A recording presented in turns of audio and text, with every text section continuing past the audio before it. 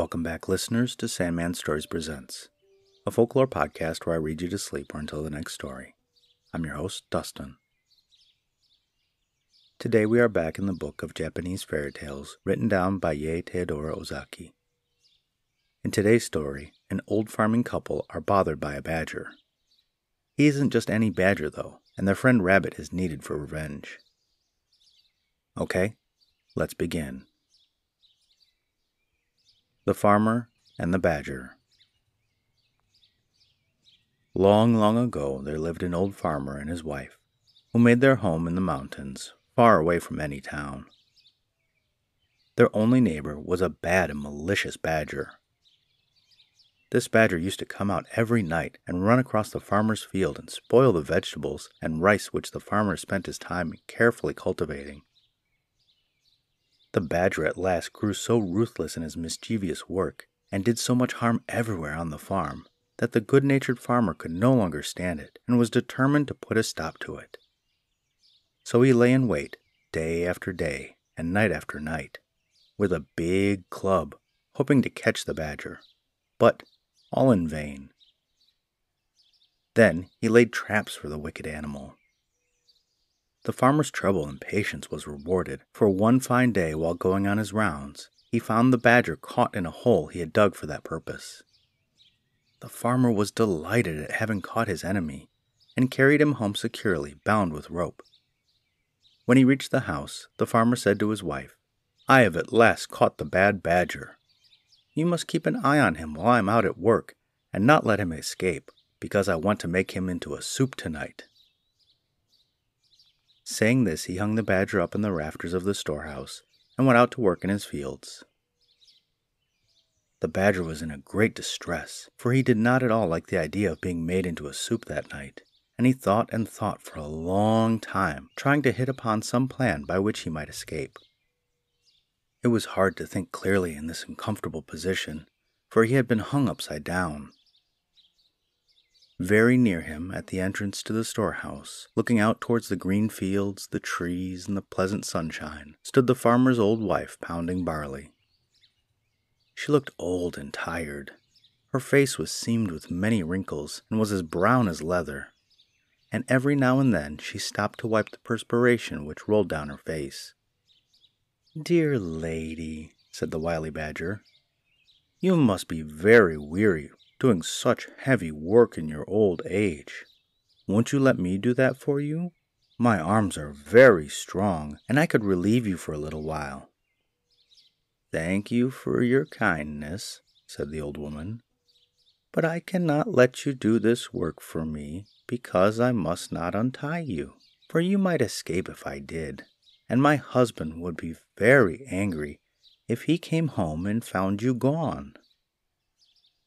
Now the badger is one of the most cunning of animals, and he said again in a very sad, gentle voice, "You are very unkind.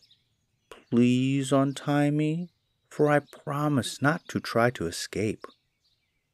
If you are afraid of your husband, I will let you bind me again before he returns, after I have finished pounding the barley. I am so tired and sore being tied up like this. If you would only let me down for a few minutes, I would indeed be very thankful." The old woman had a good nature, and did not think badly of anyone, much less did she think that the badger was only deceiving her in order to get away. And she felt sorry for the animal when she turned to look at him. He was a sorry sight, hanging downwards from the ceiling by his legs, which were all tied together so tightly that the rope and the knots were cutting into his skin. So in the kindness of her heart, and believing the creature's promise that he would not run away, she untied the cord and let him down. The old woman gave him the wooden pestle, and told him to do the work for a short while she rested. He took the pestle, but instead of doing the work as he was told, the badger at once sprang upon the old woman and knocked her down with a heavy piece of wood.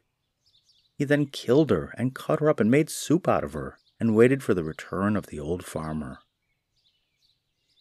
The old man worked hard in his fields all day, and as he worked, he thought with pleasure that his labor would not be spoiled by the destructive badger. Towards sunset he left his work and turned to go home.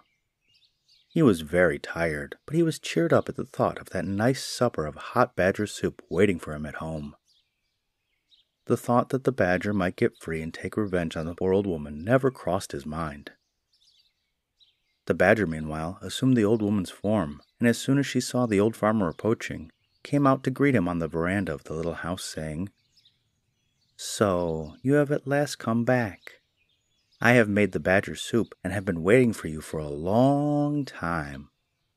The old farmer quickly took off his straw sandals and sat down before his tiny dinner tray. The innocent man never even dreamed that it was not his wife, but the badger who was waiting upon him, and asked at once for the soup. Then the badger suddenly transformed himself back into his natural form and cried out, "You wife-eating old man! Look out for the bones in the kitchen!" Laughing loudly and derisively, he escaped out of the house and ran away to his den in the hills. The old man was left all by himself. He could hardly believe what he had seen and heard. Then, when he understood the whole truth, he was so scared and horrified that he fainted right away. After a while he came round and burst into tears. He cried loudly and bitterly. He rocked himself to and fro in his hopeless grief. It seemed too terrible to be real that his faithful old wife had been killed and cooked by the badger while he was working quietly in the fields, knowing nothing of what was going on at home, and congratulating himself on having once and for all gotten rid of the wicked animal who had spoiled his fields so often. And oh, the horrible thought! He had very nearly drunk the soup which the creature had made of his poor old wife. "Oh dear, oh dear, oh dear!" he wailed aloud. Now, not far away on the same mountain, there lived a kind, good-natured rabbit. He heard the old man crying and sobbing, and at once set out to see what the matter was, and if there was anything he could do to help his neighbor. The old man told him all that had happened. When the rabbit heard the story, he was very angry at the wicked and deceitful badger, and told the old man to leave everything to him, and he would avenge his wife's death. The farmer was at last comforted, and wiping away his tears, thanked the rabbit for his goodness in coming to him in his distress. The rabbit, seeing that the farmer was growing calmer, went back to his home to lay his plans for the punishment of the badger. The next day the weather was fine, and the rabbit went out to find the badger. He was not to be seen in the woods or on the hillside or in the fields anywhere, so the rabbit went to his den and found the badger hiding there, for the animal had been afraid to show himself ever since he had escaped from the farmer's house, for fear of the old man's wrath. The rabbit called out, "Why aren't you out on such a beautiful day? Come out with me, and we will go cut grass on the hills together." The badger, never doubting that the rabbit was his friend, willingly consented to go out with him, only too glad to get away from the neighborhood of the farmer and the fear of meeting him. The rabbit led the way, miles away from their homes, out on the hills where the grass grew tall and thick and sweet. They both set to work to cut down as much as they could carry home, to store it up for their winter's food. When they had each cut down all they wanted, they tied it in bundles and then started homewards, each carrying a bundle of grass on his back. This time, Rabbit made Badger go first. When they had gone a little way, the rabbit took out a flint and steel, and striking it over the badger's back as he stepped along in front, set his bundle of grass on fire.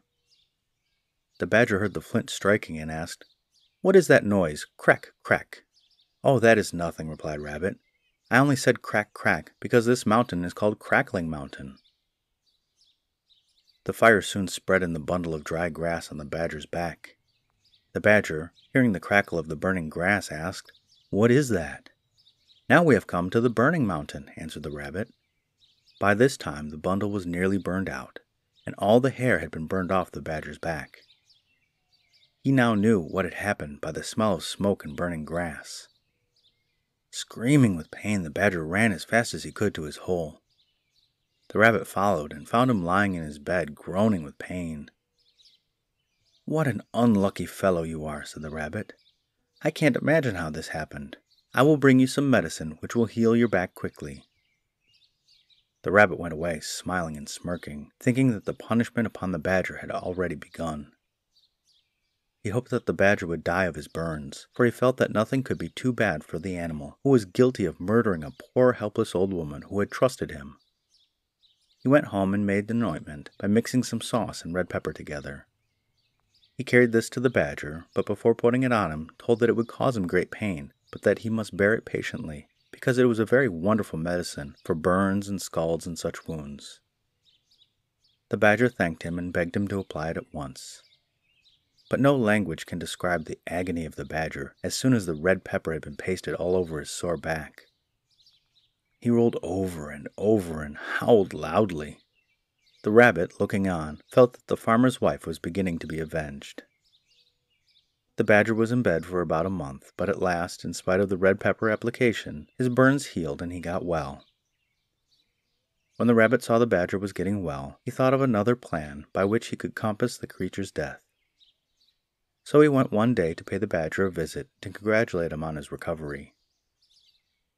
During the conversation, the rabbit mentioned that he was going fishing and described how pleasant fishing was when the weather was fine and the sea smooth.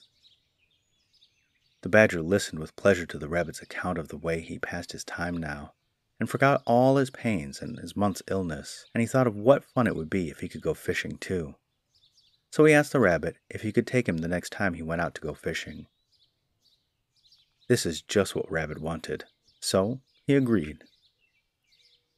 Then he went home and built 2 boats, one out of wood and the other out of clay. At last they were both finished, and as the rabbit stood and looked at his work, he felt that all his trouble would be well rewarded if his plan succeeded, and he could manage to kill the wicked badger now. The day came when the rabbit had arranged to take the badger fishing.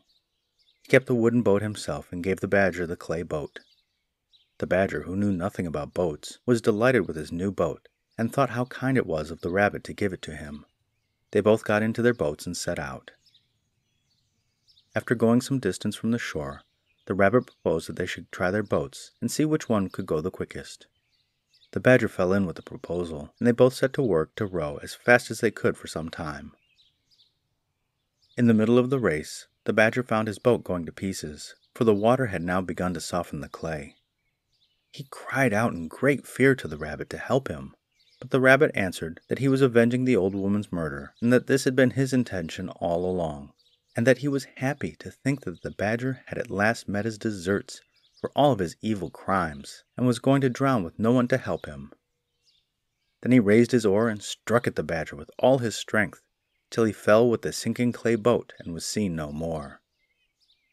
Thus at last he kept his promise to the old farmer. The rabbit now turned and rowed towards the shore, and having landed and pulled his boat upon the beach, hurried back to tell the old farmer everything, and how the badger, his enemy, had been killed. The old farmer thanked him with tears in his eyes.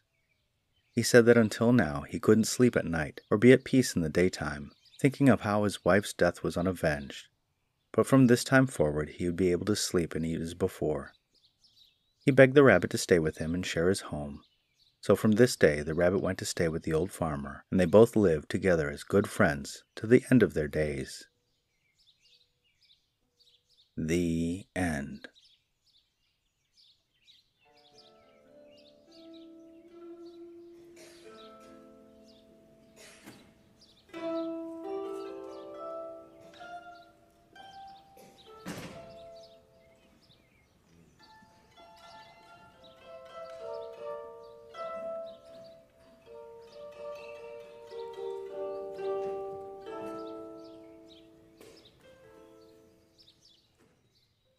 I enjoyed the shape-shifting of the badger, who felt a little bit like a tanuki of Japanese lore, but I doubt it was. I think it was a badger. I'm not sure, though. What he did to the little old woman was awfully cruel, but it was life or death for the badger. I was surprised that the badger didn't catch on that the rabbit was causing the pain and suffering. And I felt kind of strange that the farmer was having such trouble living until she was avenged. It seemed less about his wife and more about the beef between him and the badger. Still, another classic story. I enjoyed it very much. Today's podcast shout-out is to Historias Unknown. Hosted by Carmen and Christina, who you will have heard on the Spooky Tales podcast, this podcast covers obscure Latin American history, capitalism, and corruption. Each week, they tell each other a story about Latino or Latin history, capitalism, or corruption, and sometimes all three. It is a beautiful podcast because of all the history they cover, and they do it with a sense of justice for the people. And if you like their podcast as much as I do, go and give them a listen, a rating, and a review. And the listener shoutout is to Chihuahua, Mexico. The name of the city is likely from the Nahuatl language, which gives us words like avocado. It potentially means a place between two waters, or possibly the place of the whole rock. The state of Chihuahua is the largest in Mexico and borders the southern United States. There are several Native American nations in the area, but I couldn't find any phrase books, so I went with Western Apache. And according to a few websites, hello and goodbye are not commonly used in the culture, so I substituted another language used in the area, Spanish. So for the thank you, it's in Western Apache, Ahiehe, and Duermas bien. Thank you, and sleep well.